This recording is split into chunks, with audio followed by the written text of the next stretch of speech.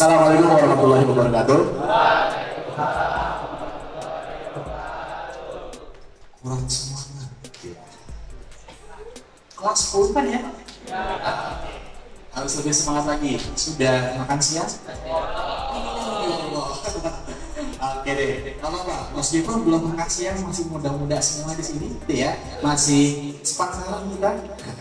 Oke, saya ulang kembali, lebih semangat lagi, menggetarkan SMK ke semua bangsa, sehingga bisa didengar oleh masyarakat di luar sana. Oke ya, buktikan kalian sebagai keluarga besar SMK ke semua bangsa. Oke, saya ulang kembali. Assalamualaikum warahmatullahi wabarakatuh.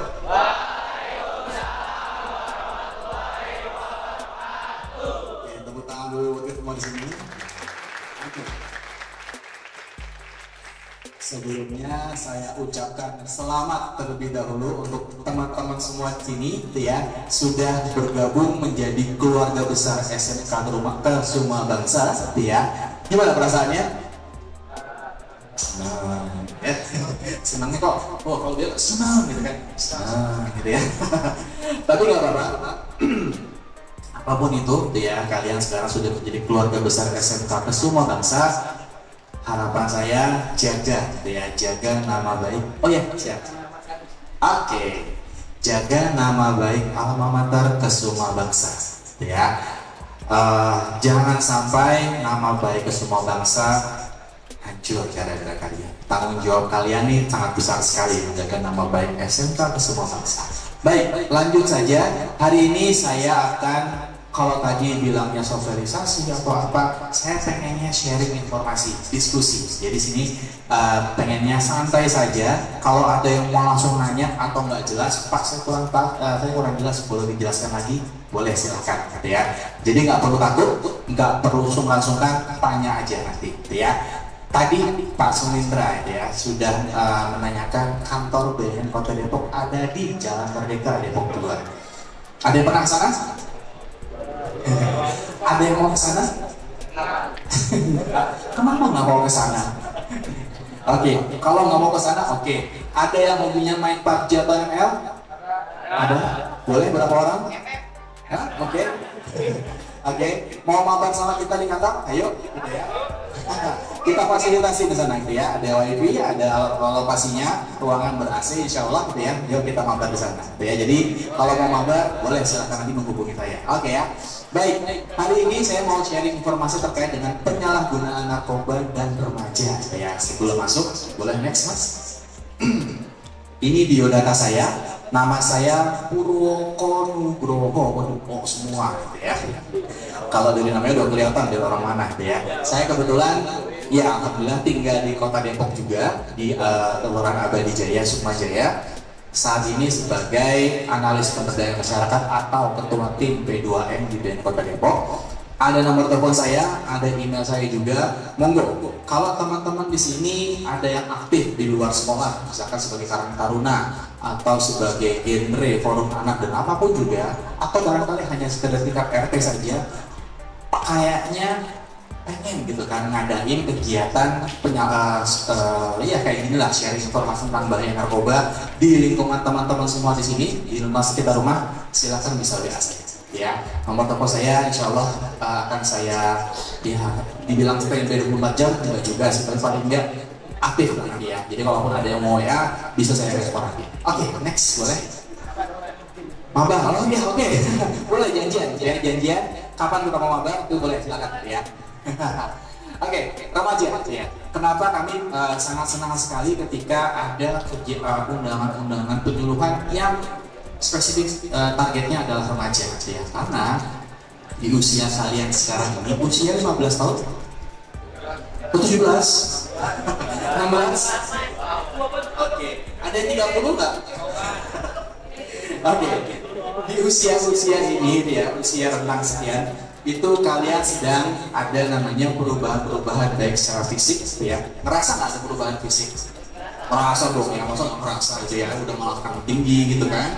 Dan fisik-fisik yang lain juga ya, yang perlu saya jelaskan, ya. Iya dong, sudah dewasa semua kan ya. Kemudian dari secara emosi dan juga psikis. Nah di sini ya, Teman-teman di sini sudah masuk masa remaja, masa usianya ya masih agak-agak mencari jati diri, gitu ya. Di sini teman-teman masih ada nggak yang sering curhat ke orang tua? Nggak ada, ya. Curhatnya ke siapa? Ke teman. Benar nggak? Oh, bapak, benar ada. Ya, curhatnya ke teman, gitu ya. Semoga, gitu kan, teman yang curhatin, temannya baik-baik semua, gitu ya. Jangan sampai nanti saya cerita ada teman yang kurang baik. Next, nah ini ya. Ini adalah gambaran potret remaja-remaja, ada yang di Kota Depok juga yang berprestasi, yang memiliki prestasi, gitu ya. Tapi di lain sisi, next, ada juga yang seperti ini, gitu ya. Ada yang tahu lah, trek-trekan, bully gitu kan, next boleh. Nah, ada apa namanya, misal ya, cabai-cabean gitu ya, ada juga di sini, ya. Tapi yang paling miris adalah ada, gitu ya. Tidak hanya kalau kalian di sini pernah mendengar yang pakai narkoba biasanya anak SMP, SMA, gitu ya. Jangan salah, di sini sudah ada anak SD jadi bandar narkoba. Ngeri ya. Boleh next mas. Ini replay boleh. Oke, karena tidak ada suaranya saya coba dubbing gitu ya.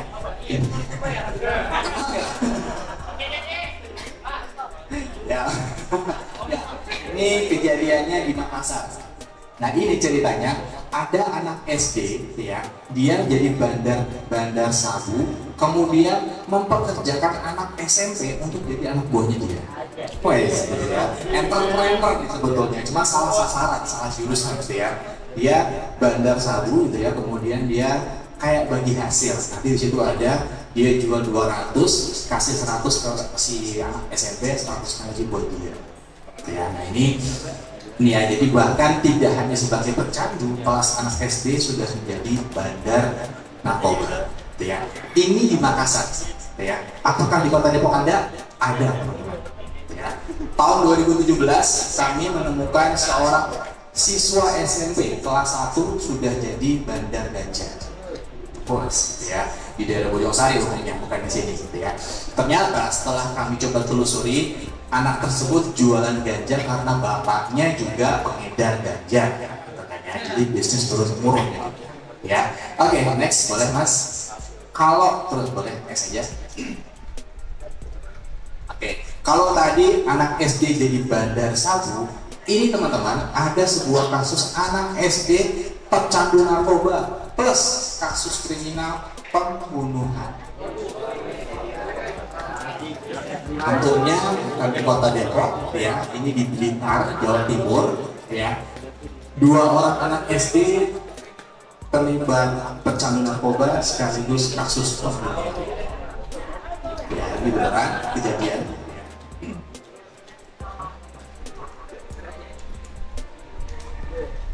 Oke, boleh next aja ya.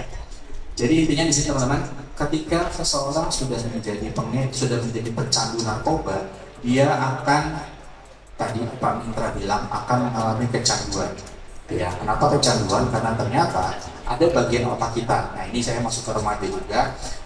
Kenapa para pengedar lebih mudah, lebih enak, lebih sering mengincar para remaja?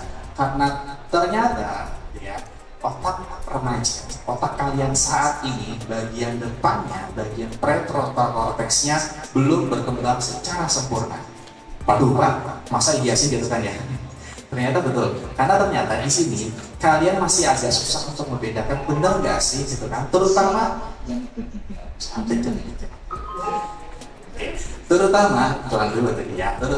ketika kalian berhadapan dengan teman-teman kalian gitu ya.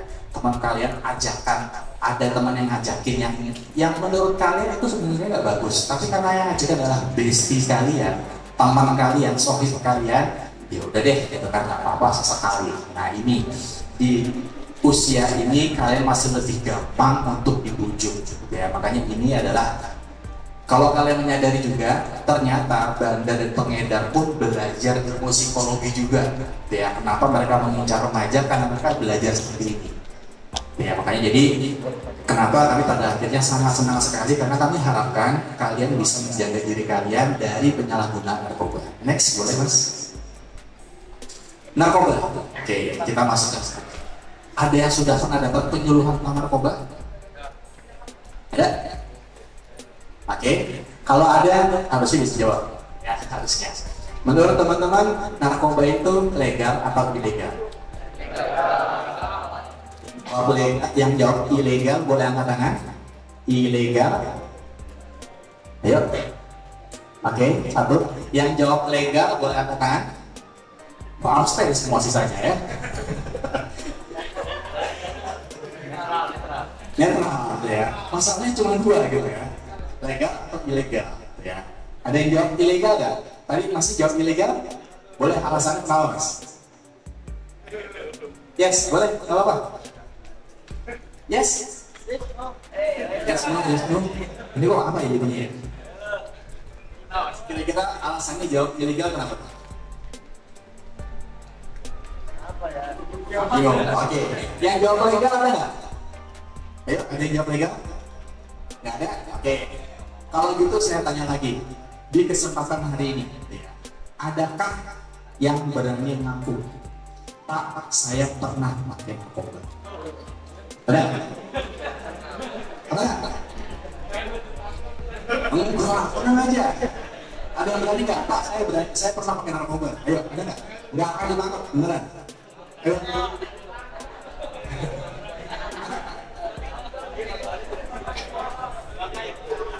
Jebakan, gitu ya. Oke.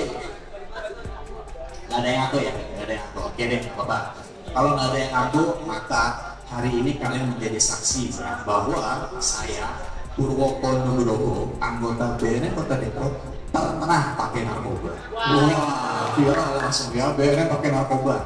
Kapan Pak? Ketika disunat. Pertanyaan lagi, ada yang belum disunat di sini? Ada? Semuanya belum. Atau ada yang pengen disunat 2 kali? Ya. Teman-teman, ya, jawaban dari pertanyaan saya yang pertama tadi ya, narkoba legal atau ilegal? Jawabannya adalah legal. Ya, Pak, kalau legal kenapa banyak yang ditangkepin? Ya, kalau legal kenapa banyak narkoba yang dimusnahkan? Oke, dasarnya kenapa narkoba adalah legal? Pertama, definisi dari narkoba. Ya, di Undang-Undang 35 tahun 2009 pasal 1. Narkotika atau narkoba adalah zat atau obat, ya, bla bla bla, sebagai panjang, ya. Intinya narkotika itu adalah zat atau obat di pasal 1. Pasal 4, pemerintah menjamin ketersediaan narkotika untuk kepentingan medis dan ilmu pengetahuan. Jadi sebetulnya narkotika atau narkoba itu legal, ya. Masuk ke dalam tadi disunat. Ketika kita disunat nih, yang cowok-cowok disunat, atau mungkin ibunya ada yang pernah ngelahirin sesar, ada? Oke. Ketika dioperasi, ya, sebetulnya kita sudah menggunakan narkoba jenis narkotika golongan 2, ya. Pak, katanya narkoba bikin kecanduan, tapi ketika disunat kok nggak kecanduan? Iya, apa nih bilang? Ya, kenapa nggak ada yang kecanduan? Atau ada nggak yang sini habis disunat besoknya datang lagi, dok, kemarin enak disunat, kita lagi dong disunat lagi? Nggak ada pasti ya. Hilang dong ya, apanya hilang nggak tahu juga ya. Jadi teman-teman, ketika kita disunat, ya, ketika ada yang dioperasi, entah itu sesar atau operasi apapun juga yang membutuhkan obat bius, ya, obat bius yang digunakan itu adalah biasanya morfin atau petidin, ya, itu masuk ke dalam narkotika golongan 2. Ya, kenapa kita nggak kecanduan? Karena ketika dioperasi, ketika kita diberikan obat bius morfin, ya, dokter akan menghitung terlebih dahulu berapa sih dosisnya yang dipakai. Ya, saat itu usia kalian berapa, berat badan kalian berapa, kondisi kalian bagaimana sehingga dosisnya pas. Nggak bisa dibayangkan kalau udah deh, yang penting ini pasien pingsan, saya bius aja, saya berani jamin, dok kemarin enak disunat, minta lagi dong disunat gitu ya. Atau dok kemarin enak dibelek-belek, minta lagi dong dibelek gitu ya. Ya. Saking kecanduannya. Jadi kalau mau dicatat boleh, ya. Kata kuncinya adalah narkoba atau narkotika itu legal, menjadi ilegal ketika disalahgunakan. Kriteria penyalahgunaan seperti apa? Kriterianya adalah dosisnya pas, ya. Kalau untuk penyalahgunaan dosisnya itu ngasal, tidak pas, kemudian digunakan atau yang menggunakan adalah yang bukan berwenang. Dalam hal ini adalah dokter seharusnya. Ya, jadi narkotika itu legal, menjadi ilegal ketika disalahgunakan. Ya, nah tadi sudah sedikit saya bahas. Narkotika ada 3 golongan, golongan 1, 2, dan 3. Untuk narkotika golongan 1 itu adalah narkotika yang sama sekali nggak boleh dipakai untuk pengobatan, untuk alasan apapun juga nggak boleh. Ya, contohnya ganja, heroin, sabu, dan sebagainya. Ya, itu masuk ke dalam narkotika golongan 1. Ya, untuk narkotika golongan 2 boleh dipakai untuk pengobatan, tapi pilihan terakhir tadi untuk operasi, untuk disunat dibutuhkan morfin. Ya, kemudian golongan 3 narkotika yang boleh dipakai untuk pengobatan, tapi dengan resep dokter. Ini biasanya kalau ada yang pernah batuk yang agak lama, batuk 40 hari atau 100 hari istilahnya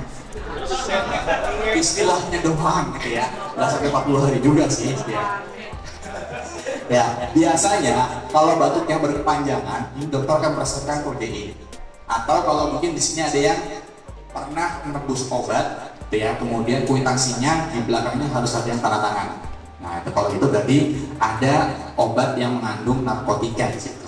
Nah, jadi jangan khawatir. Wah, saya kemarin habis konsumsi obat yang harus tanda tangan, berarti ada kandungan narkotikanya. Saya kecanduan nggak ya? Kalau dosisnya pas, insya Allah enggak. Ya, tapi kalau kalian dokter udah meresepkan 1 kali sehari, ya, nggak manjur itu nanti minum aja 3 kali sehari, kecanduan pasti. Ya, ya, jadi kalau udah 1 kali 1 jangan bandel gitu kan. Nggak nendang gitu kan, pengen lagi nambah 3 kali sehari, waduh, ya udah kecanduan kalau itu. Ya, next boleh. Ini sedikit gambaran teman-teman bahwa ternyata Ibu mau tanya nih, kalau kalian cuci tangan pakai apa lagi? Ada yang lebih penting lagi yang perlu kita lakukan. Apa coba? Setelah kita dari kamar mandi, setelah kita buang air besar, setelah kita buang air kecil, itu wajib kita cuci tangan. Jangan sampai lupa itu. Jadi cuci tangan itu bukan hanya setelah makan dan sebelum makan, tapi saat kita setelah keluar dari kamar itu harus cuci tangan lagi, ya. Oke, biasa sarapan pagi. Nah, kata sih, kok kita wajib sarapan pagi? Ada yang tahu nggak? Ayo, biar semangat. Ada yang tahu nggak? Kenapa sih kita harus sarapan pagi? Ayo, ada yang tahu nggak jawabannya? Ayo, ya, biar kita tidak anemia. Ya, dengan kita sarapan pagi, ya, kita akan siap untuk sekolah, untuk belajar. Karena apa? Karena kalau saat kita sekolah, belajar, itu yang bekerja apa? Ya otak, benar. Kalau saatnya otak kita kan butuh makan, butuh nutrisi. Nah, mungkin dia bisa bekerja kalau tidak ada nutrisi. Jadi nutrisinya akan kita diperoleh saat kita sarapan. Ya, kalau kita pagi-pagi mau belajar nggak sarapan, yang ada kita ngantuk, benar nggak? Itu karena apa? Karena otak kita nggak dapat nutrisi, nggak dapat oksigen dari tubuh kita, ya. Sarapan. Biar nanti di sekolah tuh saat bu guru menjelaskan, kita konsentrasi, kita nggak ngantuk, perut kita nggak keroncongan. Yang ada kalau kita belum sarapan, lapar, bicara di depan, jadi pikiran kita, aduh lapar, cepet dong istirahat, mau cepet makan, bener nggak sih? Kalau kita lapar, pasti akan seperti itu, kita akan merasa lapar. Jadi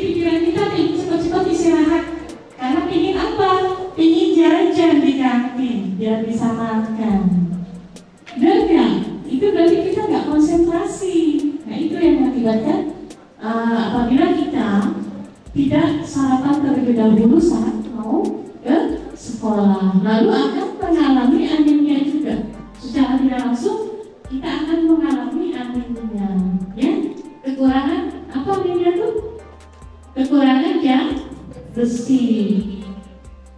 Lalu biasakan minum air putih yang cukup dan aman. Ke sekolah butuh air minum nggak deh? Bukan air minum, bukan ya? Halus ya. Soalnya apa? Aktivitas kita sehari-hari itu pasti duduk, belajar, duduk. Nah, kalau terlalu lama duduk, tidak disertai dengan minum air putih yang cukup, ditakutkan nanti ginjal kita bermasalah. Ginjal kita bermasalah. Kita sering merasakan sakit pinggang, yang akibatnya nanti ginjal kita rusak. Jadi kita perlu minum air putih yang cukup. Kalau bisa beli minuman tempat minum yang agak tinggi. Biasanya sehari itu kita harus tidak ada lagi makanan yang lengkap, hanya tidak ada, maksudnya tidak ada satu macam pun makanan yang lengkap atau melebihi ASI, tidak ada. Ya, makanya perlu kita makan beraneka ragam makanan. Ya, karena kenapa? Karena tidak ada. Misalnya nasi kan hanya sebagai sumber tenaga, hanya memberikan tenaga dan energi kepada tubuh kita. Dia tidak mengandung protein, dia tidak mengandung vitamin, betul nggak? Lalu lauk pauk seperti ikan, telur, tempe, tahu. Apabila kita ingin mendapatkan semuanya, kita ingin dapat sumber tenaganya, kita ingin dapat vitaminnya, kita ingin mendapatkan proteinnya, karena semua itu dibutuhkan oleh tubuh kita. Makanya kita harus mengkonsumsi semua makanan tersebut. Jangan dipilah-pilah, jangan makan cuma sama sebelah, jangan makan cuma sama bakso aci, ya. Jangan makannya hanya sama apalagi cilok, ya. Nah itu dia tidak bergizi, dia tidak beragam, ya. Yang bagus itu memang harus satu piring itu tadi, satu piring itu harus lengkap. Berarti kita makannya beragam. Nanti ada mengalami masalah kesehatan di tubuh kita, ya. Oke, jadi harus berapa? Beragam. Nah, perilaku kedua membiasakan perilaku hidup bersih. Kenapa sih harus? Kenapa coba? Kenapa sih kita harus melakukan perilaku hidup bersih? Membiasakan perilaku hidup bersih dan sehat di rumah. Kenapa coba? Ada bisa jawab? Mengapa?